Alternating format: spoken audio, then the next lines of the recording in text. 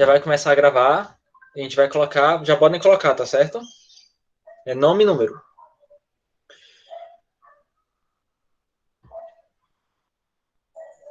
Opa, falando sobre Nova Zelândia, eu quero ir também para lá, tá certo? Um dia eu irei para lá. Pessoal, enquanto vocês vão colocando a chamada, a Então, gente vai fazer... professor, o professor Oi? coloca nós tudo na bagagem. Ah, é? Então, pessoal, a Aí gente já vai vai ficar abrindo, bem tá? facinho. Pra gente fazer a Tô nossa correção brincando. na página 37, tá certo? Página 37, certo?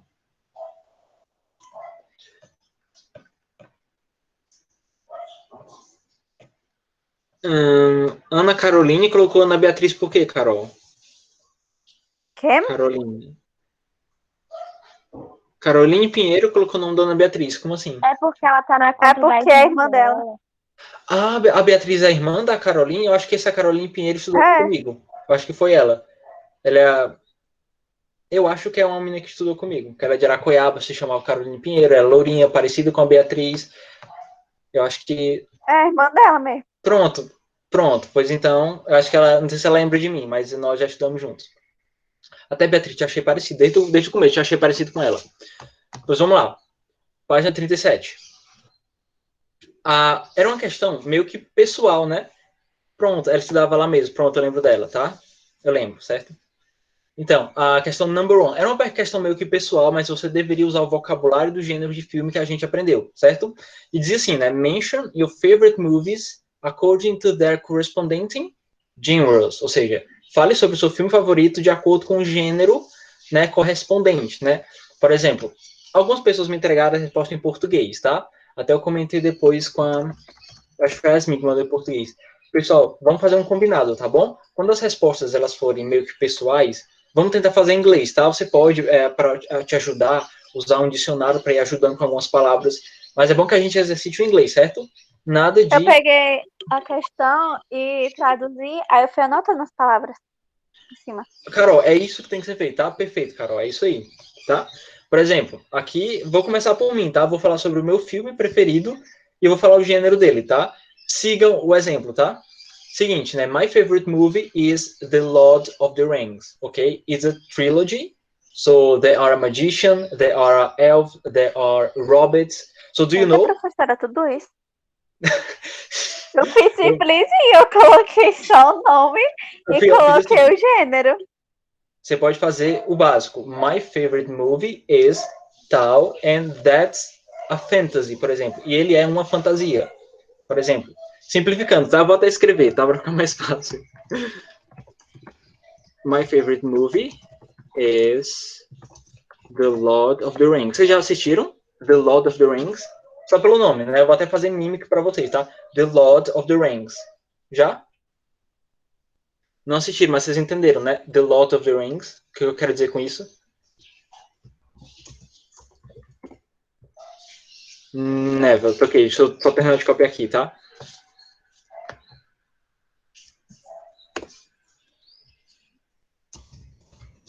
It is a fantasy. Pronto. Nesse modelo, tá? Mais ou menos, tá? Coloca assim, my favorite movie is The Lord of the Ring and it's a fantasy. Ou seja, meu filme favorito é O Senhor dos Anéis. Exatamente, Senhor dos Anéis, tá? Meu filme favorito é O Senhor dos Anéis e ele é uma fantasia. Ou seja, é o nome do filme e o gênero a qual ele pertence, certo? Pois vamos lá. Eu adoraria que vocês falassem, tá? Que eu gosto de... Vamos pra gente treinar um pouquinho de pronúncia para saber como é que vocês estão. Como a gente tá longe da sala, eu fico meio... A gente tá só escrevendo, né? Vamos falar um pouquinho, né? Pronto, quem se candidata para falar sobre o seu filme favorito e o gênero que ele pertence?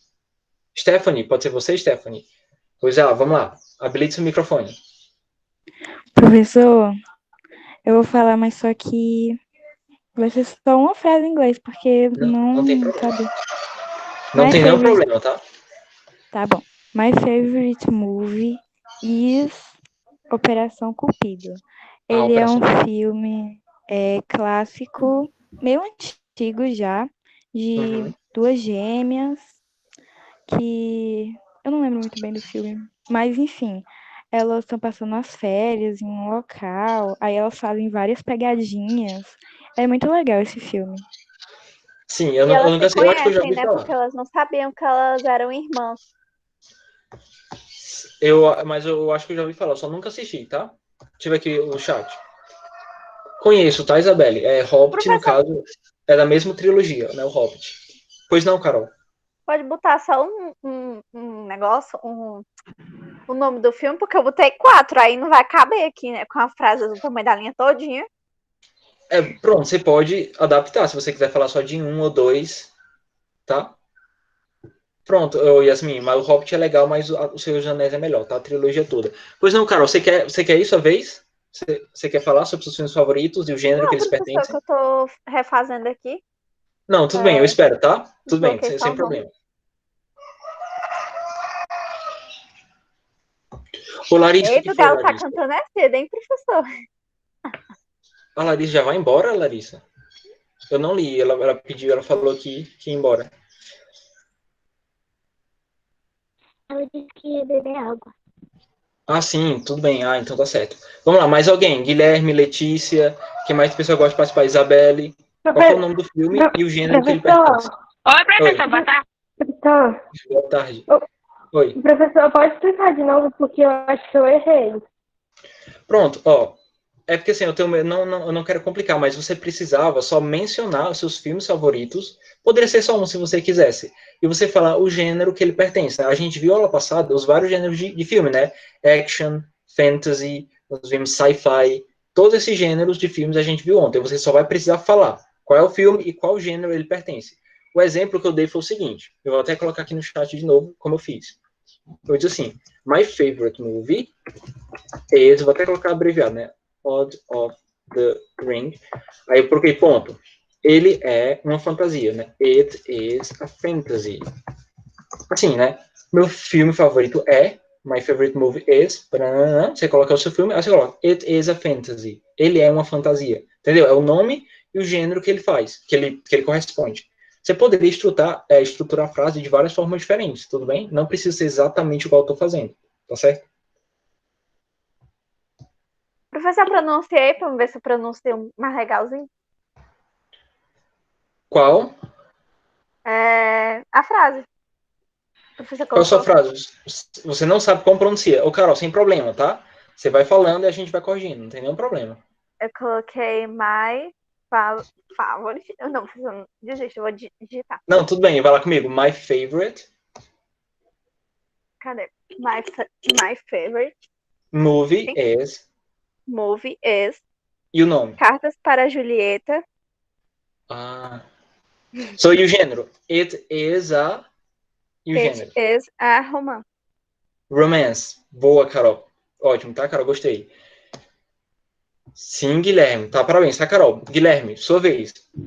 Vai lá, Guilherme. Professor, é que assim, ó, eu não me lembro o nome do filme, só sei que professor, esse filme ele é tão bom, é assim, ó. Eu posso falar um pouco do coisa, da história. Olha, se for bem rápido, assim, bem rapidinho para não tomar o tempo, assim, você pode, tá? É assim, é que tem um grupo de jovens que vão acampar, assim, aí durante. Aí quando é de noite, eles tem dois jovens que vão sair, né, para caminhar, aí eles encontram uma caca de uma menina, aí eles vão lá, aí eles ficam lá um pouco, só que depois alguns jovens começam a sumir, aí todos os outros ficam tipo, meu Deus do céu, cadê?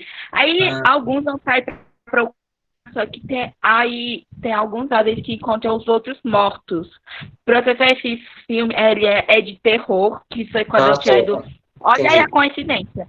Eu tinha ido pro dentista, né? Aí esse filme tava passando, professor, eu assisti muito. Eu assisti todo. Era de 1 hora. Ai, professor, eu assisti todo. Meu Deus. Tudo em inglês, você se empolgou, tá? Então, mas eu gostei, tá? Então, so it is a horror movie, né? Horror movie, filme de terror, certo? Eu ia até te perguntar se era thriller ou horror, né? Se era thriller, que é suspense, né? Ou horror, tá? Eu acho que, no caso, pela sua descrição, eu acho que é mais thriller do que horror, eu acho. So both, isso, ambos, né? Ah, então são ambos. Então você poderia colocar assim, ó. Ele é ambos. Vou colocar aqui um exemplo de resposta para ti, tá, o Guilherme? It is both. Aí você coloca thriller and horror. Pronto. Is it both? Horror? Não, thriller and horror. Você pode colocar os dois. Isabelle, tudo bem? Pode ser. Vai lá, sua vez.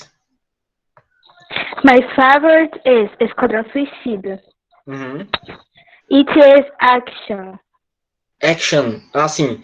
Ok. Eu nunca assisti, mas conheço, tá? So, Esquadrão Suicida seria Suicide Squad, certo? Suicide Squad. Mas pode ser em português mesmo, tá? Então o gênero dele é action. Muito bem, Isabelle. Muito bem.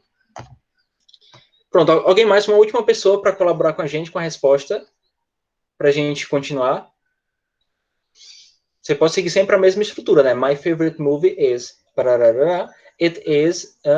e o gênero, tá? Não.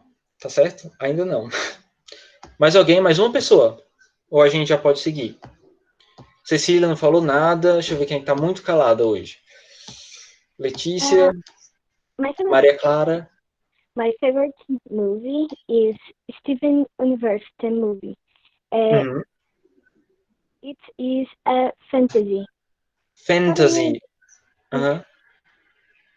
Porém, esse filme não é, assim, recomendado muito para crianças. Não tem problema. Gostei, tá? A parte da pronúncia é fantasy. Muito bem. Pronto. Quem tava... Carol, já deu para você reformular a sua, Carol? Exatamente. Já, professor, já falei. Já, desculpa. Então vamos lá. Pronto, então vamos para frente, né? A gente vai entrar nesse tópico que tem aqui, é um tópico chamado verbos frasais, tá certo? Que no caso é o nosso tópico de gramática. Eu vou apresentar uma tela para vocês. No caso, eu não vou poder apresentar o slide, porque meu slide resolveu dar problema, o PowerPoint, tá? Mas eu vou apresentar um Word, pelo menos para ficar com conteúdo aqui. Então, desculpa não poder estar no slide, mas é que foi um problema no meu slide, eu não sei porquê. Tá, a Letícia, né? My favorite movie is Coraline, and it's about fantasy. Ótimo, gostei, tá? It's about fantasy. Você poderia colocar simplesmente it's fantasy. É fantasia, né? Mas tanto faz. It's about fantasy também funciona, que é tipo, é sobre fantasia, também funciona. Então, pessoal, vamos ali, vamos abrir na tela. Todo mundo tá vendo a tela? Pronto, vamos lá. Pronto. Eu coloquei aqui um pequeno resumo, né, do que seria esses verbos frasais, né? E o seguinte, em termos gerais, coloquei uma definiçãozinha, né, para a gente se situar. O seguinte, são vocábulos, né, palavras, que é uma parte do vocabulário, que são formadas a partir de dois termos diferentes, certo?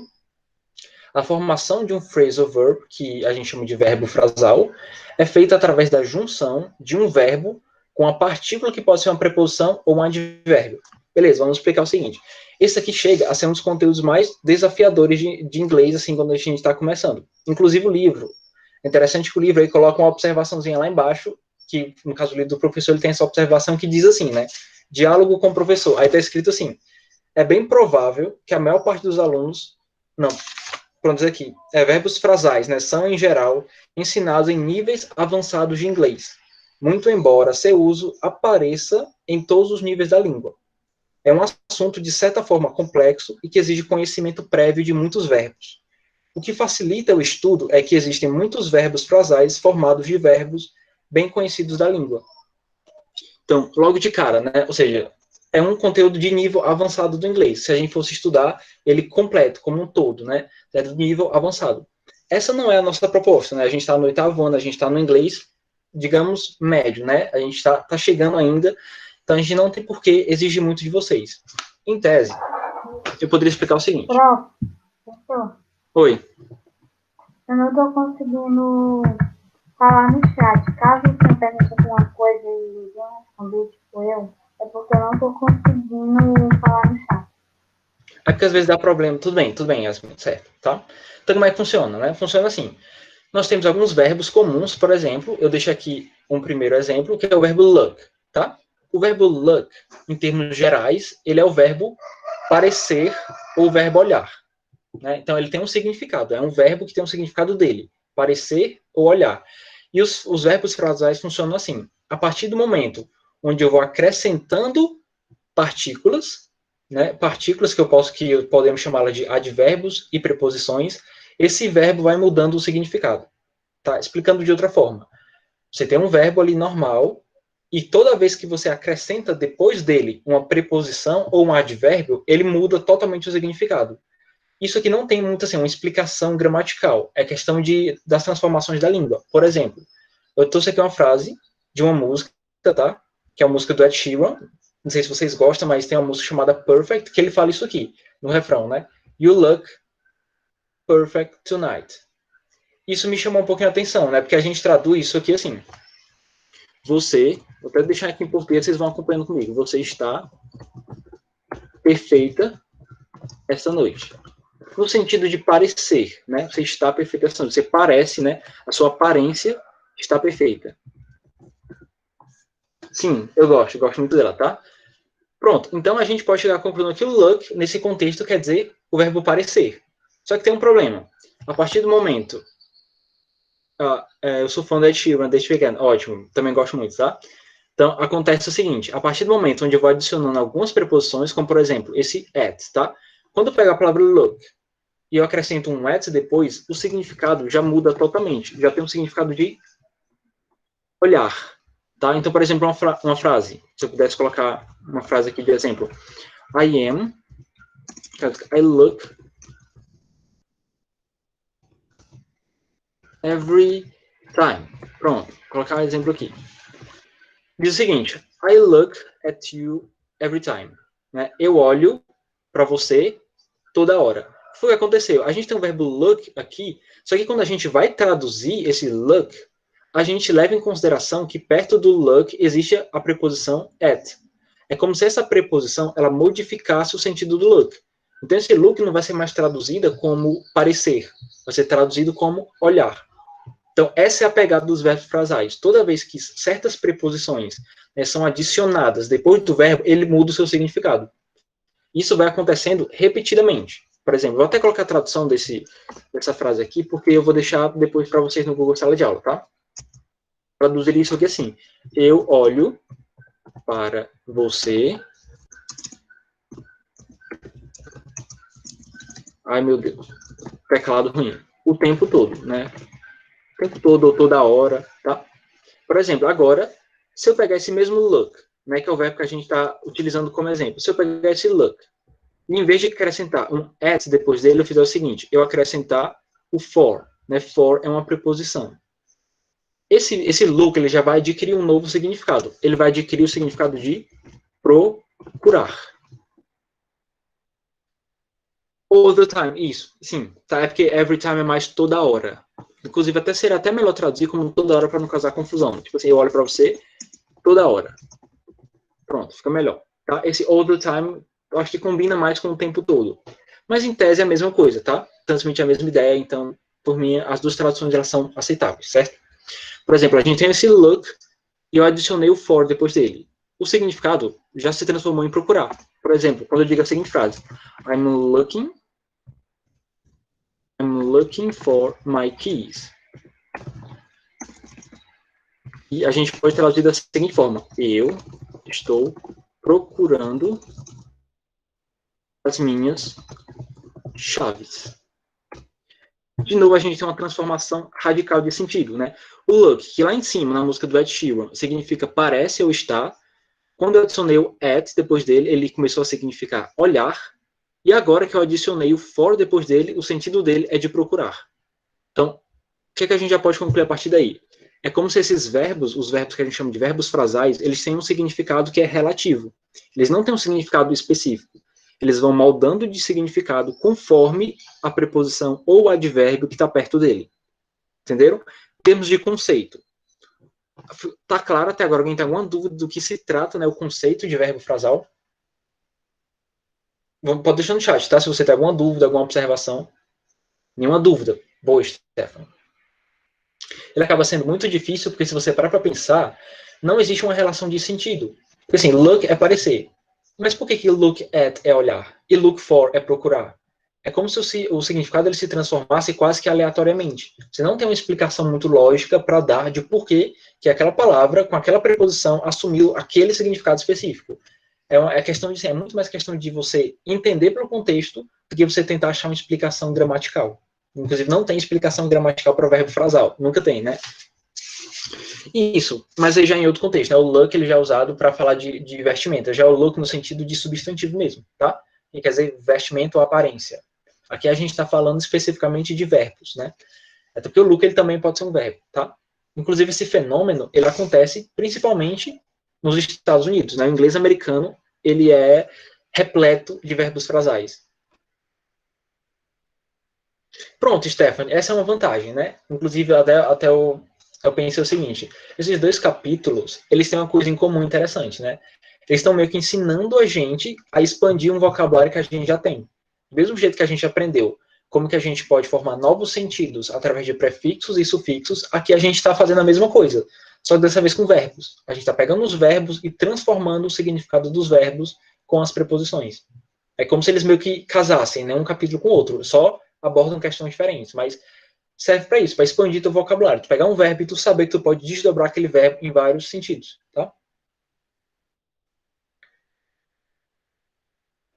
A gente já tem... A gente que não entendi. Vamos para frente, tá? Por exemplo, eu tenho aqui de novo, nesse outro exemplo, a gente tem aqui a palavra look, né, que é o verbo que a gente estava estudando, e esse look mais over, ele assume o significado de examinar. Aparentemente nada a ver também. Muitos deles, a gente aprende quase que por assimilação também, tá? Por exemplo, look over quer dizer examinar. Por exemplo, she is... Não, vou colocar com I, tá?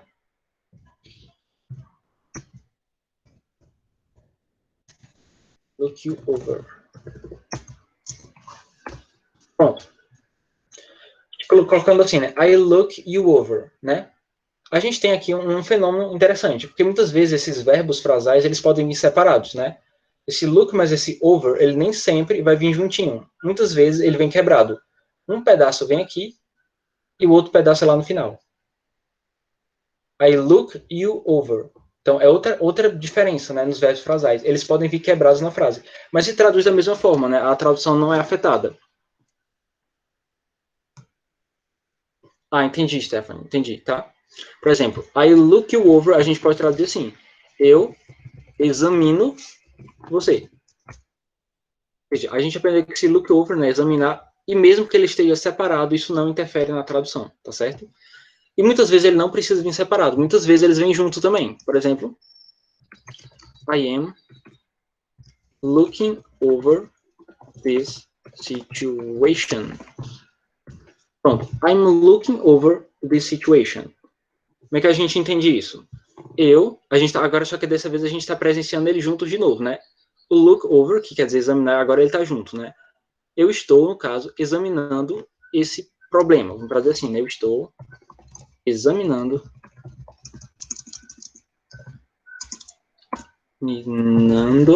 esse problema. Pronto. Nossa, é horrível ficar digitando no Word.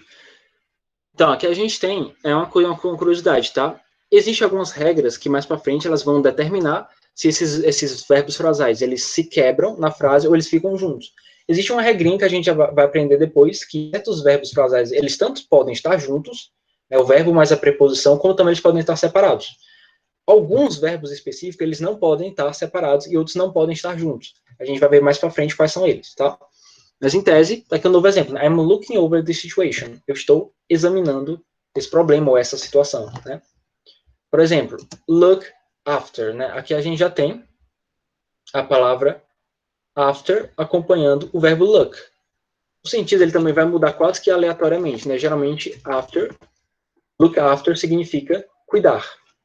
E aqui é interessante também observar que a palavra after, assim como todas essas preposições que a gente está utilizando, elas não têm tradução. Elas estão aqui ao lado do verbo frasal, mas a gente não traduz elas. Porque se eu traduzisse, seria o seguinte, porque a palavra after significa depois. Significa depois, ou pode significar também após, também pode significar logo em seguida. Então não faria sentido look, olhar logo em seguida. Faz sentido para vocês? Ou parecer após? Não faz sentido. Então é como se after, a única função dele é modificar o sentido do look. Ele não significa nada, ele não quer dizer nada. Ele está só modificando o sentido do look para a gente. Ele está indicando que o verbo look, nesse momento, significa cuidar. Certo? Isso numa frase, como ficaria, né? Em um exemplo. Vou colocar aqui. Please, look after my kids, por exemplo.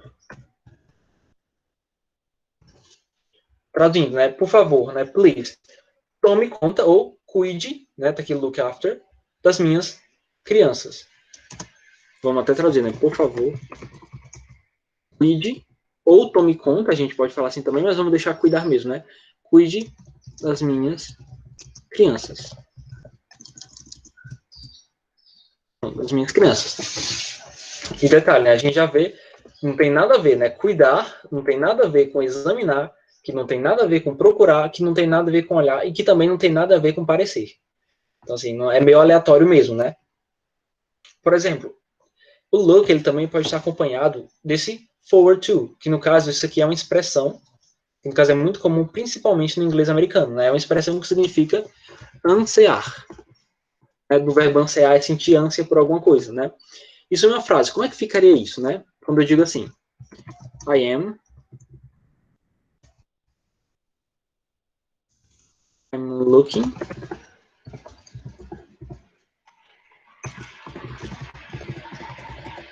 meeting you. Pronto, vou até sublinhar aqui. Esse look forward to, ele já tem um significado de ansiar. Então, eu poderia traduzir assim, eu anseio por encontrar você. Ficaria assim, eu anseio por encontrar você. Você também poderia adaptar a tradução se quiser. Você poderia dizer assim, né? Eu mal posso esperar para conhecer você. Né? No caso, a tradução ela é meio que livre, porque são significados meio aleatórios. Então, a tradução ela é meio que livre, é uma expressão, né? Então, você pode traduzir tanto eu anseio por conhecer você, por encontrar você, ou eu mal posso esperar por encontrar você. Então, dá a mesma coisa. Vou até colocar aqui também, para ficar mais um exemplo, tá? Mal posso esperar. Pronto. E no caso do look, ele tem mais outros desdobramentos, mas no caso eu vou só pegar mais um, tá? Esse look up, a gente junta na pronúncia, né? A gente fala look up junto, significa consultar. Geralmente a gente usa quando a gente vai consultar uma palavra no dicionário, quando a gente vai em um livro, a gente usa muita expressão look up. Por exemplo, I need to look up this word. Pronto. Eu preciso consultar essa palavra, né? Me deparei com uma palavra que eu não sei o significado, poderia dizer assim, I need to look up this word. Eu preciso consultar essa palavra. Até colocar aqui tradução, né? Eu preciso consultar essa palavra. Pronto. Em termos gerais, pessoal, tá claro até aqui? Tranquilo de entender?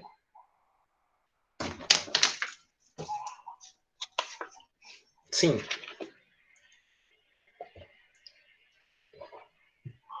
Muito bem. Detalhe, a gente nunca vai aprender todos, tá? Porque só para ter uma ideia, deve existir por volta de uns 200, 300 verbos frasais nesse mundo, entendeu?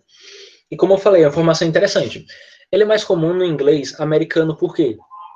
Porque não sei se vocês sabem, mas existe uma rixazinha, né, histórica do sotaque americano com sotaque britânico. Todo mundo sabe que os Estados Unidos ele foi colônia da Inglaterra, né? E o jeito que os ingleses falam, muitas vezes, ele tem um pouquinho de... Na perspectiva dos americanos, é como se fosse de gente exibida. É tanto que o americano não gosta muito de sotaque britânico. E muitos dos phrasal verbs foram inventados pelos americanos para substituir, no caso, para substituir palavras usadas pelos britânicos. Eu vou até dar um exemplo aqui para vocês. Pronto, isso é boa, Stefano, tá? Sempre bom, para mim usar o TikTok para alguma coisa, para coisas úteis, né? Pessoal, vamos lá. Eu vou deixar no chat um exemplo, tá? Pois é, mas é bom a gente aprender com coisa nova, né? Por exemplo, eu deixei no chat para vocês a palavra create, tá?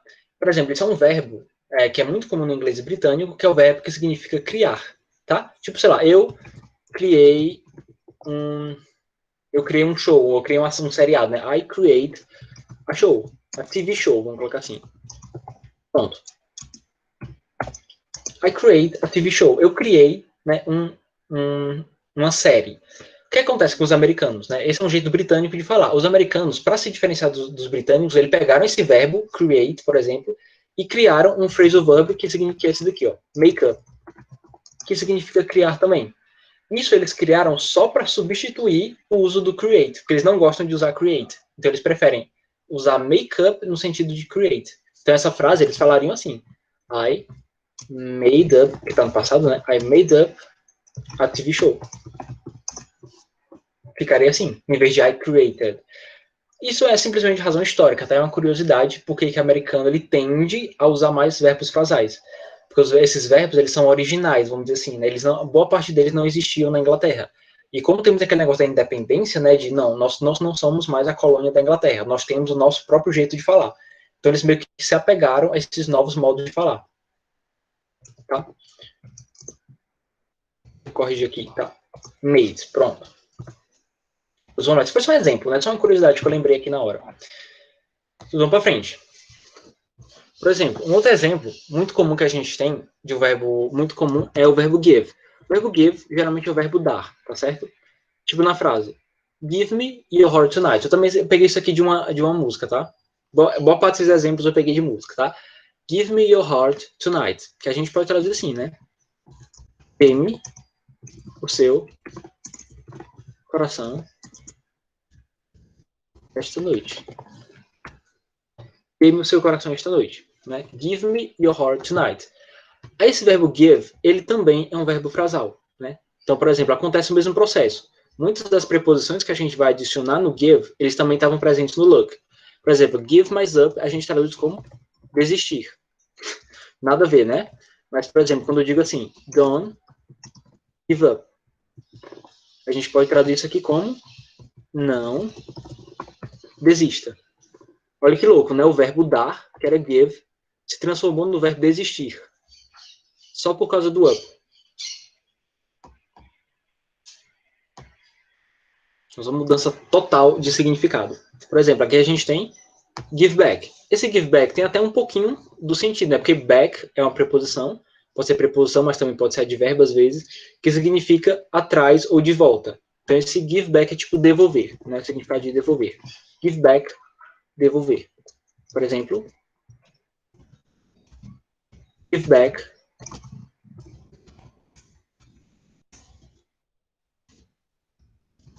my keys. Vai ser mais fácil. Give back my keys. A gente pode traduzir como devolva minhas chaves. No caso, tá aqui o verbo frasal, né? Give back. E tá aqui o que ela significa. Pronto. Em termos gerais, sobre o give, para a gente aprender, existem mais verbos frasais que surgem a partir do give, mas eu vou deixar só 3 para a gente estudar, tá? Então, nada de acrescentar mais coisas, tá? A gente tem só o giveaway, no caso, eu não vou acrescentar mais nenhum depois desse. Pronto. E o giveaway, ele tem um significado de oferecer, tá?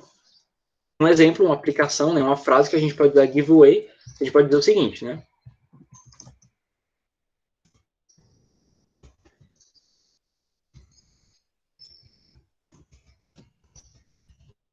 Vou colocar uma frase maior, né? To help the people. Pronto. A gente tem uma seguinte aplicação, né? You never give away your money to help the people. Você nunca, né? Never, nunca oferece seu dinheiro para ajudar as pessoas. Pronto, ô Guilherme. Esse give me que você está usando, ele é o sentido do give me original. É esse give aqui em cima. Que ele sozinho, tá? Ele sozinho é dar. Então, no caso da tua frase, é assim, dê-me uma razão para não contar a seus pais. Nesse sentido, é o verbo dar mesmo, sabe? O que a gente está entendendo é o seguinte, que esse give, que quer dizer dar, ele vai mudando de significado com essas partículas, tá? Então, nesse caso, esse caso aí não se aplica, por exemplo, ao give up, não se aplica esse give back, não se aplica o give away, certo? Só ao give mesmo. É como se ele mudasse de sentido cada vez que você mudasse a preposição. Inclusive, foi isso que eu falei lá em cima. Ele meio que perde o seu significado original. É como se essas palavras que a gente acrescenta depois dele, ela modificasse, muitas vezes, radicalmente o significado da palavra. Certo? Acho que foi meio que assim, eles estavam com preguiça de criar novas palavras e disseram, não, eu não vou criar novas palavras, então vou pegar as velhas que eu já tinha e vou misturar com outras e fazer novos sentidos. Parece isso, né? Parece trabalho de reciclagem, né? Você pegar palavras que já existem para montar outras novas. Mas é nessa pegada mesmo. Pronto, deixa eu olhar aqui a hora. Que no caso tem outros que eu coloquei aqui, mas eu tô com medo de não dar. Faltam 2 minutos. 2 minutos. Vamos para os últimos, tá? Para o último verbo frasal que a gente vai aprender. Lembrando que eu vou deixar esse arquivo no Google Sala de Aula, beleza? Só não vou deixar em slide, porque eu já falei que meu slide está com problema. Pronto, aqui a gente tem o verbo get. O verbo get, ele tem vários significados. Ele pode significar obter, ele pode significar adquirir, ele pode significar, o que mais? Em muitos contextos, ele pode significar entender, ele pode significar ganhar.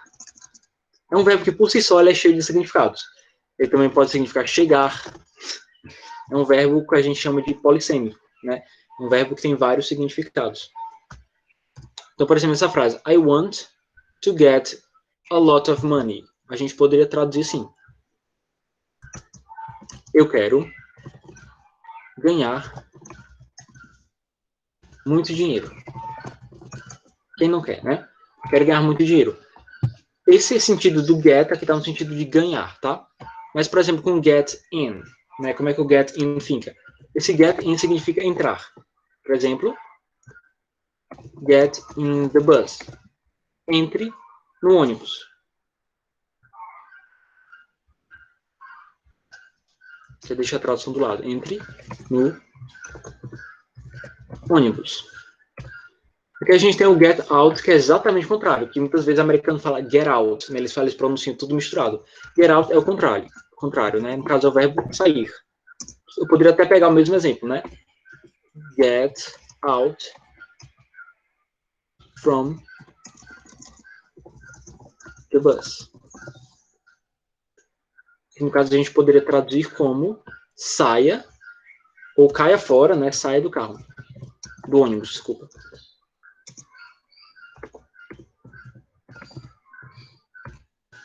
Pronto. A gente tem, por exemplo, get back. Que get back, ele também tem o mesmo sentido de devolver. Então, no caso, eu não vou nem repetir, a gente pode aplicar o mesmo exemplo de give back, dando a mesma coisa, tá? E às vezes significa voltar ou retornar. Às vezes, tá? Esse get up, que significa levantar ou acordar. Acordar. Por exemplo, I get up at 6 o'clock. Por exemplo, né? Eu levanto às 6 em ponto. Pronto, acabou de acabar. Acabou de acabar. Pronto, eu vou só salvar ele em PDF, tá? E eu vou deixar para vocês lá no Google Sala de Aula para vocês verem, para eles anotarem o que a gente já viu hoje, certo? Então é isso, pessoal. Tchau, tá, pessoal? Até mais. Até a próxima aula. E a gente